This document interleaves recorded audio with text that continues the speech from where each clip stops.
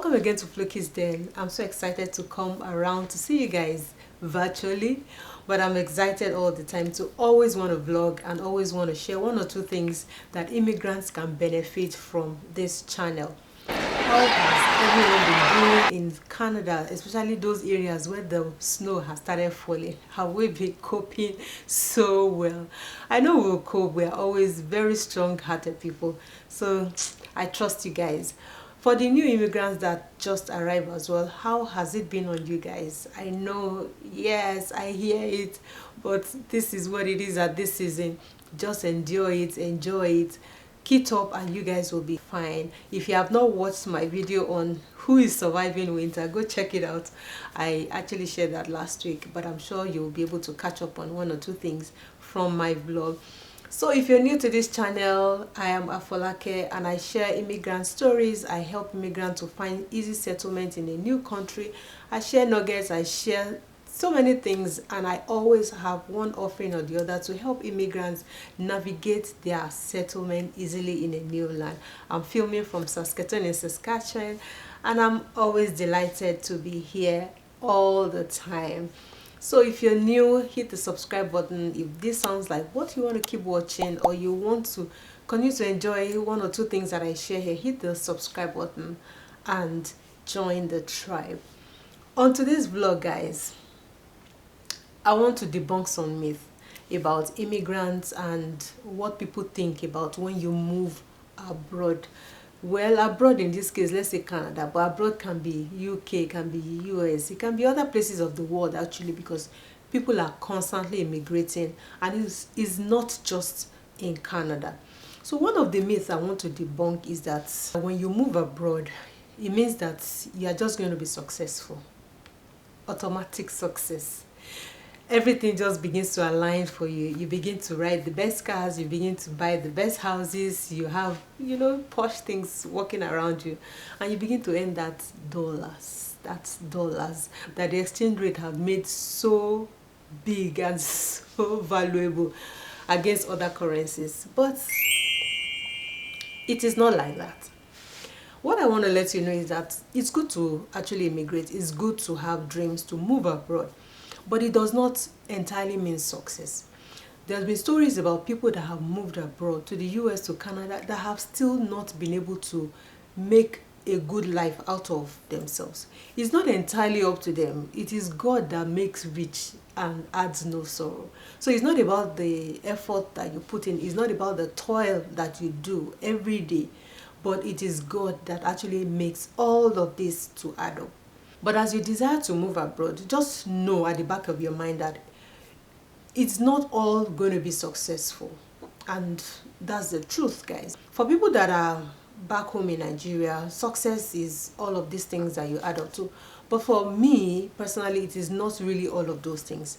But, having a good quality life, you're able to get the desired healthcare that you're looking for. You have opportunity to buy food. You're not thinking of how much is this. We know things are expensive right now, but it's still affordable here in Canada. Yes, we still can afford it. You can pay for rent, which for us here it's monthly. It's almost like a really tall order, but things still works, right? Things still work. There are systems in place. Things still works. If you're actually looking at hitting it overnight, you feel when you come abroad you're going to be a millionaire or entirely a successful person, then don't think that you want to come this way. You have to begin to take those steps that will take you to your actual dream. And I mean, it's a consistent step or pace. It is something that is deliberate. You can't just feel you come here and you hit it overnight. And maybe that's the notion that people in our home countries think when they feel that you've moved. And I see them sending you messages or sending you requests for one thing or the other. But it's not like that. One of my friends actually that moved at some point in time too was kind of needy like this. And I let her understand that, look, it is not that easy. Even for you as an immigrant that has left everything and moved to Canada as one country that you immigrated to, need time to settle down.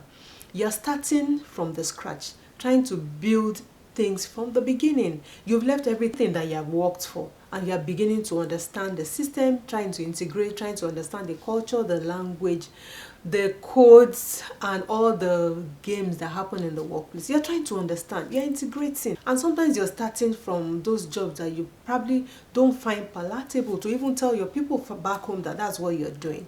Because truth be told, it's not everybody that will get those plush jobs from the beginning when they move abroad. And then you begin to have needy people that ask you for money. They have needs. It's genuine. It's okay. Some genuine, some are not genuine.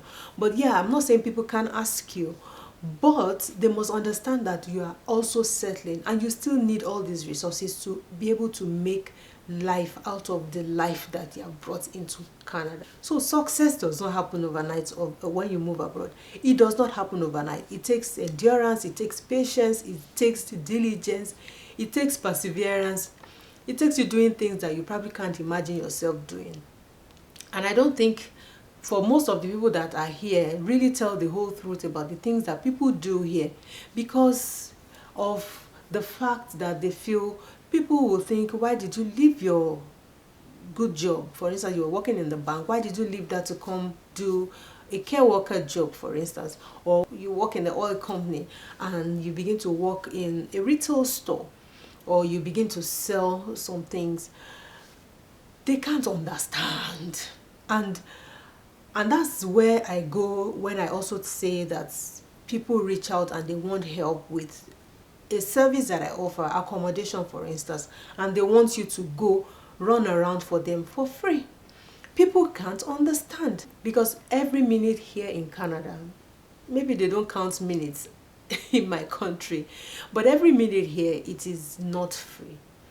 You pay. If you leave your job and you say you are done for the day, without you having maybe extra hours of leave that you can take that out of, or that you're not sick, or you don't have any of those leave that you can take those days out of, you are not going to be paid. It is not ogamombo. You have to work to be paid. So some organizations clock in and out, and those times are recorded against the times they left, and their pay gets cut off from those times. So there's no free success, there's no free lunch, there's no easy way through it. You see people in fact doing odd jobs. Some are doing skip the dishes, some are doing Uber Eats, some are doing Uber rides, some are doing different things for them to make ends meet. But you don't get to hear these things. They don't say it to you, because you come back and say, look at you, you left this for this. But you can't still understand. But the bottom line is, success is not overnight. Whether in Canada, whether in Nigeria, whether in the US, whether you are even in Italy, it is not overnight. And this is one of the myths I want to debunk as well, or actually bring to the forefront for you to understand that, look, it is not that way. Another myth I want to debunk is that Canadians receive a generous financial aid or a generous financial support. Oh my God. I know, because we talk about the benefits that immigrants or PR holders or Canadians receive from the government, such as child benefits, such as they have healthcare support, such as GST, or they have support, income support for immigrants, or some of them have housing and all of those things that come sometimes different months in the year. It doesn't mean that they are generously given financial aid. One thing you must understand, that the government does not give money for free. In fact, the government gives and the government takes back.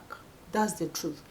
Most of these monies you have contributed in your pension fund, you have contributed in your employment insurance, you have purchased groceries, and you have paid GST and VAT, and you have done all of these things.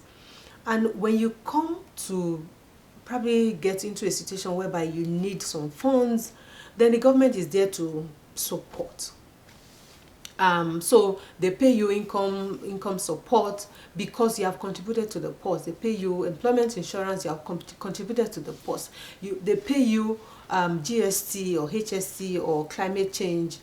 It is rerouted in one form or the other, and then it comes back to you in some trickles of some money. Yeah, it pays you, or it's can I use the word, it comes as a cushion at some point for you that helps you, but it is not entirely free money. It is not entirely free aid. Some of these monies are going to be paid back. Some they pay you because of this current situation that you are, and then when you begin to get better in your income, you don't receive those monies anymore. I know some of you will say, yes, but you guys receive this money and we don't in the countries that we are, so we can't complain. That is true, but you know, all of this also depends on the government of the day and the economy of the country. It also depends on so many factors. Sometimes you can imagine that all these things can just be relieved. I remember the COVID era when, you know, COVID, the country was actually going or dipping into reserves to be able to pay people money to stay afloat. So it doesn't mean that the government also has this money or they have it to splurge on their citizens, but they are also mindful of the different circumstances and situations that people are. People were losing jobs at the time. Employers could not pay their workers, so they had to support employers, pay them some amount to be able to keep employees in their workplaces, especially for those business owners.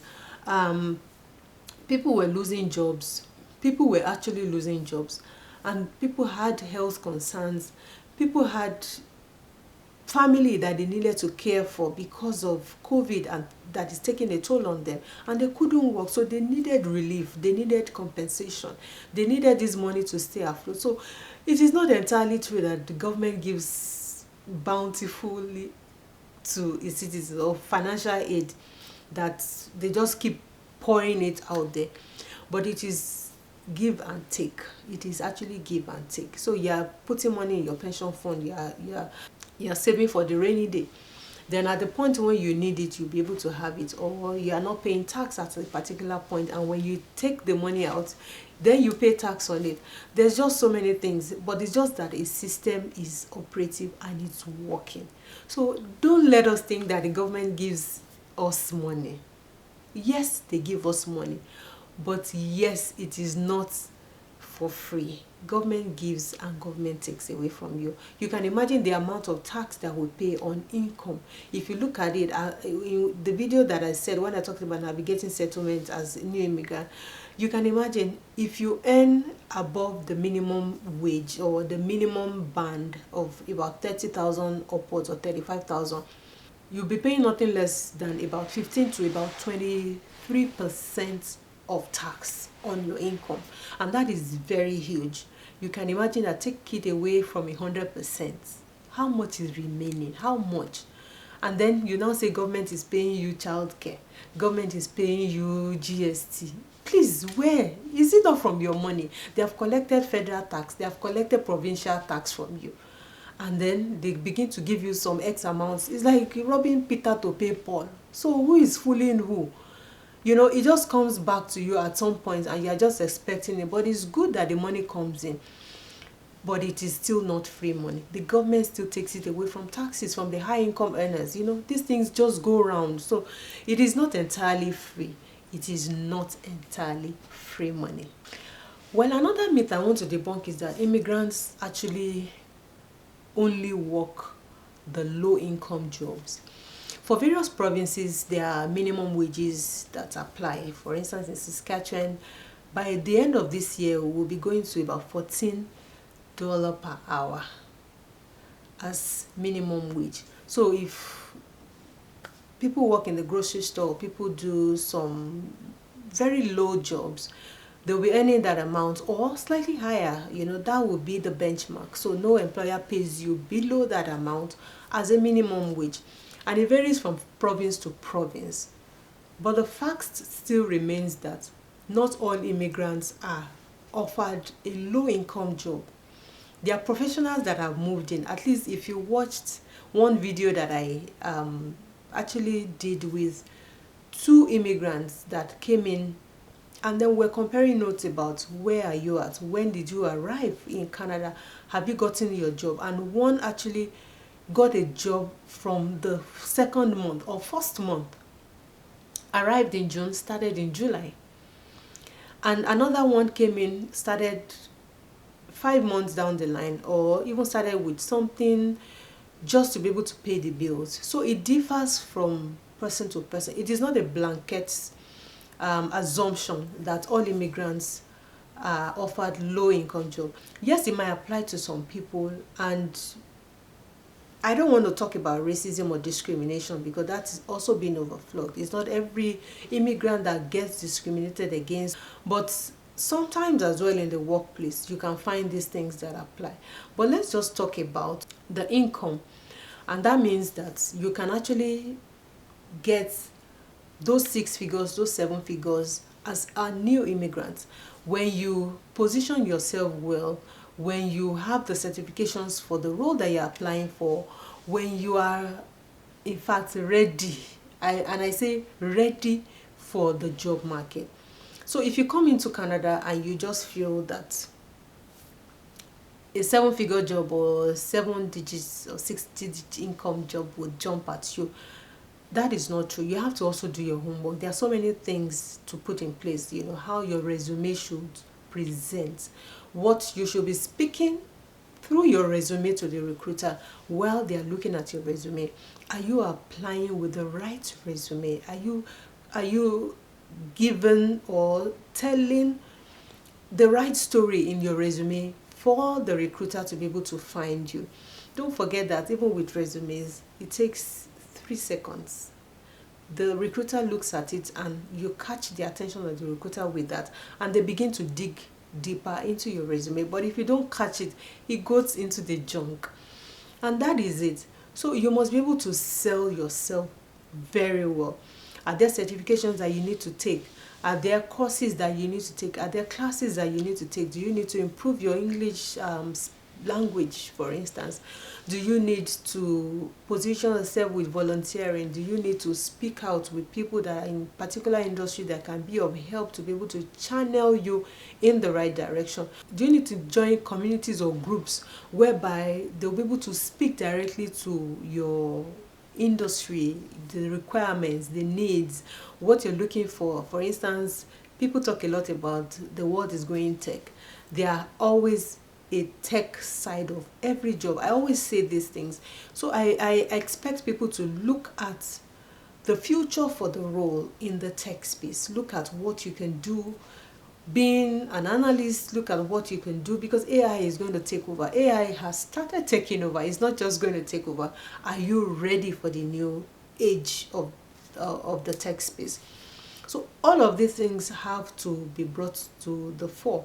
So we need to understand this, and there are a lot of immigrants that are actually making waves in Canada. A lot of immigrants that are getting good jobs, really fantastic jobs. Yes, the tax goes higher, it's okay, but they still get those jobs, which goes to show that they can also attain those heights as immigrants. So don't belittle yourself. If you are not qualified, if you are not ready to go to school, if you are not ready to brush up yourself, improve your skills, help yourself to be able to navigate. If you have even bilingual, it also sets you apart even in some industries. So if you are not ready, then you'll be amongst those that will be in that low bracket doing those odd jobs. Somebody made a joke the other day and said, while in a place of work, some Canadians were actually talking, and they said something about why immigrants are getting, those really good jobs.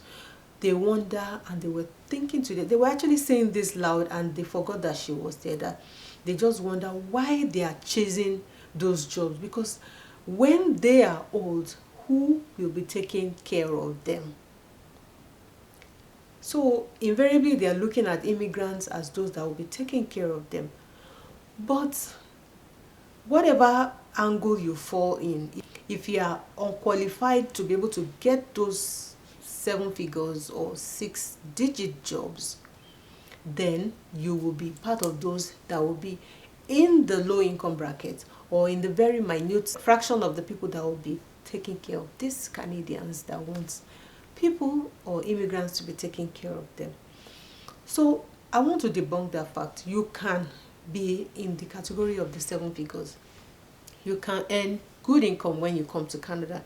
You have to position yourself well to be able to attain this particular phase. I'm going to stop at these 3 myths that I just shared. There's still more. There's actually still more that I'm going to share. Maybe I'll put that in another video and let's continue that conversation. But the fact still remains that immigrants are immigrants that are going to be Canadians, and they deserve better in Canada when they move here. So are you one of the immigrants? Are you thinking of moving to Canada? Don't worry, there's no automatic success when you move here, but you have to pace up one after the other, and the government does not give free money. And again, you can actually start with a good job without starting from the bottom. If you have enjoyed this video, I hope you have learned 1 or 2 things from here. Let's continue the conversation down below. I'll watch out for your comments, your observations, and let's continue from there. Do like, share, and subscribe, and I will see you in my next vlog. Thank you so much for watching. Bye for now. Bye.